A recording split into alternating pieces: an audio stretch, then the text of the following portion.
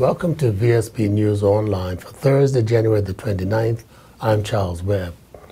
Although the island returned to normal today after 3 days of walkouts by unionized workers in the political arena, tension remained as the finance minister and his cabinet colleagues studied the proposed cost cuttings achieved by the Bermuda Trade Union Congress and Government Negotiating Committee.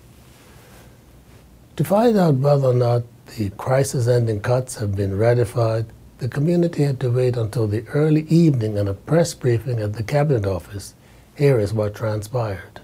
I think it is very, very important that I stress that the required reductions in expenditure have not been fully reached, contrary to the BTUC's declaration last night. The Ministry of Finance and the Cabinet Office are verifying the numbers as we speak, but early indications are that the spending targets of the government have not been fully achieved at this point in time. Thus, we must continue to consider all options. And if the unions cannot agree to furlough, and let me be very clear, the furlough cannot be implemented without the agreement of the unions, then the government would need to consider reductions in service levels or programs. That said, it is government's intent to now move forward with producing a national budget for 2015-2016. In closing my comments, the decisions that government will make affect all sectors of our community. But the government's fiscal and economic challenges require that very tough and painfully difficult decisions have to be made to get us where we need to go. As I've noted, we must continue to build confidence in Bermuda so that we can continue to grow and prosper and turn around the tides of our economy. The unions have agreed to our proposed expenditure reductions, including place a cap on financial assistance to reduce the allocations to that line item by $5 million, to achieve reduction of approximately $1 million by consolidating schools, to reduce the travel budget by $1 million, to raise the GEHI contribution that employees pay for uninsured spouses from 50% to 75%, cutting costs by $1.6 million, to suspend the agricultural exhibition for 1 year, a savings, or a cut, I should say, of $0.4 million. Some of our proposals which were not agreed to by the BTUC include a cost shifting of employee pensions, increasing the rate paid by employees and decreasing that rate paid by the government by 1%, realizing a cost reduction of $3.5 million. A payment of all overtime at straight time, that was our proposal. Instead, the unions agreed to accept overtime that is normally paid at double time at time and a half. They did not agree to any changes to overtime that is currently paid at time and a half. As a further note, the Bermuda Police Service and corrections officers were not in agreement in paying 50% of their health benefits, as is the case with all other negotiating bodies. This option is still being discussed with the police union, and we're trying to move to make that just and equitable across the whole public service. A popular landmark, Paget Marsh, is back online after severe damage by Hurricane Gonzalo. Bermuda National Trust Conservation Officer Mujib Swan and Trust Director Jennifer Gray marvel at the pristine look of the park and what it takes to upkeep this and other properties belonging to the Trust. And how was it possible to clean up the park in such a short space of time? Help from the public. We also had private funds that were sent to the National Trust to assist us regarding equipment use, like a chipper. We had Cedar Bridge Academy that came out and volunteered time with helping to remove the debris that was along the entranceway. And it's the volunteer days on Saturdays, as the one we're going to have at Rebecca Middleton this Saturday, that's going to be the ongoing project for us. Now, do people actually utilize this park? Absolutely. I think every day you find someone down here either having lunch, plenty of bird watchers. I came across a Canadian couple over the summer that came down, and they just enjoyed stopping off from the trail to our nature reserves and continuing on. So, in other words, they can come here and the trail takes them right through the Paget or this rural area. Well, the trail's right up over here. You can come down right off of Middle Road down the hill here and just enjoy the flora and fauna on our boardwalk and sit off and on the bank here, and then you can exit the same way you came in afterwards. We have a few groups that periodically, let us know that they're available. The more the merrier, for us. This is our largest nature reserve, so, it took some time. I think we've been working on Paget Marsh for the past 2 months, and it's finally done. However, the efforts are ongoing. It is a huge job for the Bermuda National Trust. 250 acres of open space, nature reserves, cemeteries. We have one conservation officer. This is a monumental job for MUJIB. It really is a challenge, and we welcome everybody in the community to come and be a part of looking after our precious open space. First it was Ebola, then it was chikungunya, and now it's measles. The Department of Health is warning that the United States is experiencing a large multi-state measles outbreak that started in California in December 2014 and has spread to 6 additional states and Mexico in under 2 months. The outbreak underscores the risk of importation of measles and the importance of prompt response, even though no cases of measles have been identified in Bermuda since 1990. Bermuda's Chief Medical Officer, Dr. Cheryl Peak Ball, says a precaution members should be ensuring that they're up to date on all routine vaccinations before leaving on their travels, and they could be exposed to infecting people almost anywhere, including airports, airplanes, buses, hotels, restaurants, and stadiums, where a sneeze can leave the measles virus in the air for up to 2 hours. The contribution by international business to Bermuda's economy cannot be overemphasized, and it was spelled out by Bradley Kading, President and Executive Director of ABIR, the Association of Bermuda Insurers and Reinsurers, when he was my guest on the web, which is twice weekly on 1450 AM Go. When we look at the global insurance operations of these groups, they have $95 billion in capital, and they collect about $75 billion in premium on their global insurance operations. And I do mean global. They do underwriting here, and they collect insurance risk and premium from 150 countries around the world. So what is it that makes this sector so important to Bermuda? What ingredient? I think for Bermudians, this is all about jobs. So the ABIR members employ 1,500 people here, and 65% of our employees are Bermudians.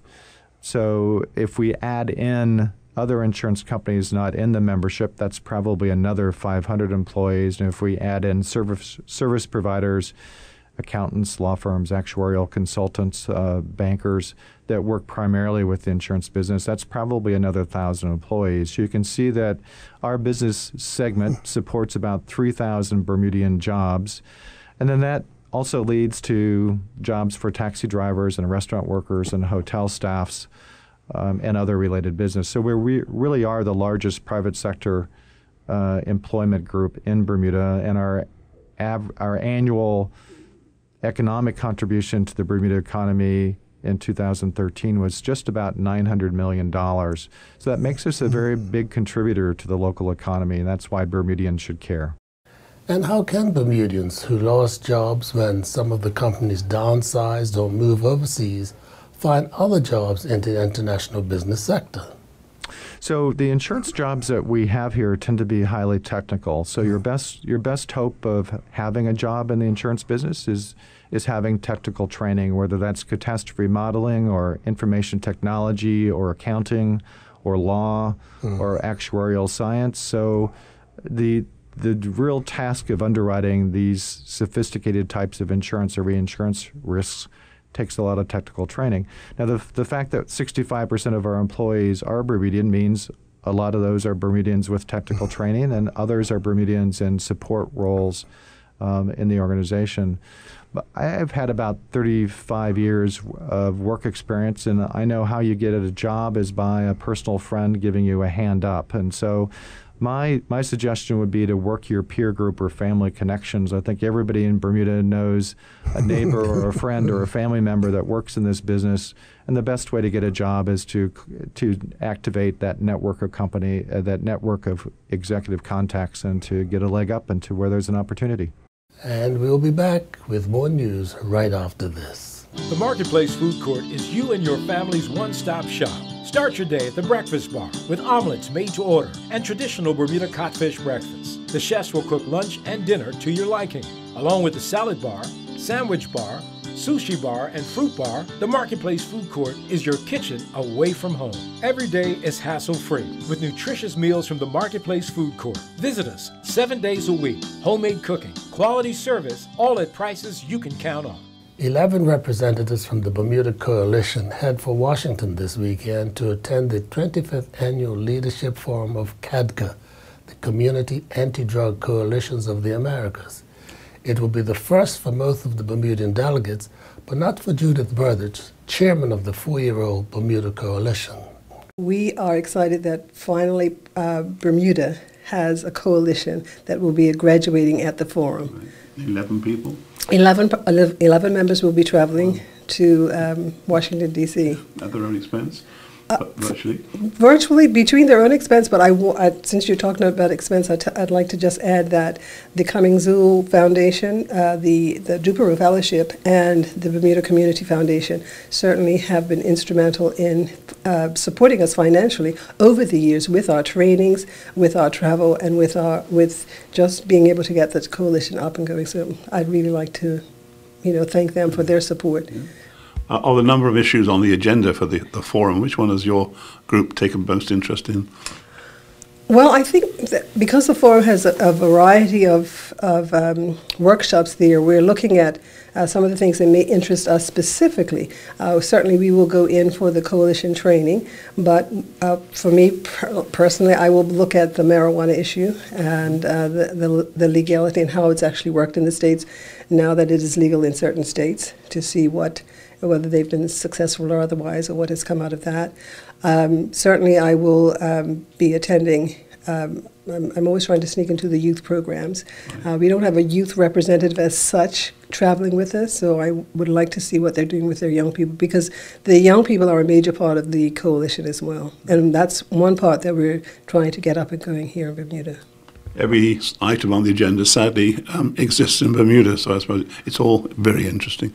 Yes, I'm trying to think of something that does. The only thing that doesn't exist is that they get federal funding, and you can stay around and get that. But certainly they take their concerns, actually within the conference, they take their concerns straight to Capitol Hill, which is, we go up to Capitol Hill, but of course we have no representation there. Underage drinking, I think, was one of the things that you mentioned. Definitely. We've looked at several things that we'd like to have as our initial goals, and one of them definitely is going to, well, we're taking it to the committee today to get their, to certify or to ratify that we will be entering into the underage drinking process, and we're looking at a partner that we can work with. So it's going to be the first thing on our agenda. What kind of a partner would you have in mind? Anyone that deals with alcohol and the challenges surrounding the alcohol issue. It's that bad, isn't it? The underage drinking is definitely, it's definitely something that we want to look at. And that leads to so many other things. It does. And we've lost some young people because of it. We have. It definitely is, the group have looked at the issue, and we really feel that it's something that we need to bring attention to. Great. And so we'll be looking at, as well as the policy sides of it as well. In collaboration with Johns Hopkins Medicine International, the Argus Group has launched a fitness and wellness program aimed at improving the health of Bermuda, one person at a time. Available to all of the Argus health insurance clients, the unique program calls for a nurse advocate to work one-on-one with individuals where necessary to find ways of improving their health. The dynamic online wellness challenges that emerge from this care helps individuals set and meet personal goals alongside their colleagues. Ellison Hill, CEO of the Argus Group, said that the company looked forward to starting the program and empowering people to work together towards better lifestyles that will help bring down insurance costs. And now we turn to Earl Baisden with the latest from the sports desk.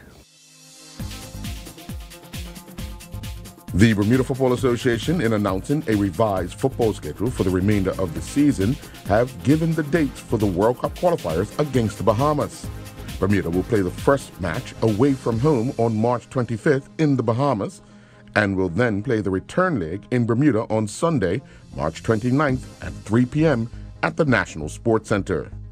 The PHC Zebras have advanced to the next round of the Bermuda Football Association's FA Challenge Cup, where they will take on Flanagan's Onions, this after a 6-1 victory over St. David's in their replay last night. At the Somerset Cricket Club, St. David's took the lead in the 20th minute when Jamal Woodley scored. However, Kevin Lamb equalized for the PHC Zebras in the 23rd minute. Lamb would then give the PHC Zebras the lead in the 36th minute as they took that lead to the break. 5 minutes into the second half, Sequoia Robinson scored, making it 3-1 to the PHC Zebras, and 1 minute later, Lonnie Baskin would find the back of the net, extending the PHC Zebras lead to 4-1. Shakir Smith put his name on the score sheet with a goal in the 78th minute before Kamisi Lightbourne closed out the scoring to make the final score 6-1. There was a First Division match to open the night, with Somerset Eagles coming away with a 4-1 victory over Young Man Social Club. Visitors Social Club took the lead in the 20th minute when Giovanni Saltus found the back of the net, but Kenai Frey would equalize for the Somerset Eagles in the 43rd minute. Frey would score again in the 68th minute. His goal proved to be the winner. There was an own goal in the 75th minute that gave Somerset Eagles a 3-1 lead, and Bilal Lambert closed out the scoring in injury time, earning Eagles the 4-1 victory. Bermuda's Cameron Pimentel and CC Woolman were back on the waters, taking part in the 2015 ISAF Sailing World Cup Series in Florida for Day 3.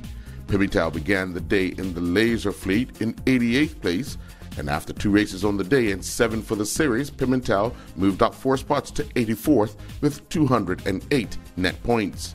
Pimentel finished the first race of the day and the 6th of the series in 14th, and then he recorded a 33rd place finish in the following race. Woolman also sailed 2 races on the day in the Laser Radar Fleet. Woolman ended the day down 15 spots from her starting position of 47th to 62nd with 117 net points, with finishes of 34th and 28th.